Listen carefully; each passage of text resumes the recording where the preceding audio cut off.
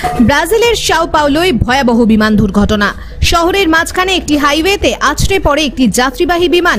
এই ঘটনায় প্রাণ হারিয়েছেন 61 জন। তবে কিভাবে এই দুর্ঘটনা ঘটেছে তা নিয়ে এখনো কিছু জানায়নি বিমান সংস্থাটি। সোশ্যাল মিডিয়ায় ভাইরাল হয়েছে সেই মুহূর্তের ভিডিও। সংবাদ সংস্থা এএফপি সূত্রে খবর, শুক্রবার দক্ষিণ ব্রাজিলের পারানার ক্যাসকাভেল শহর থেকে সাও পাওলোর দিকে যাচ্ছিল ভয়েপাস সংস্থার বিমানটি। ভিনহেদো শহরের একটি হাইওয়ের কাছে সেটি আছড়ে পড়ে।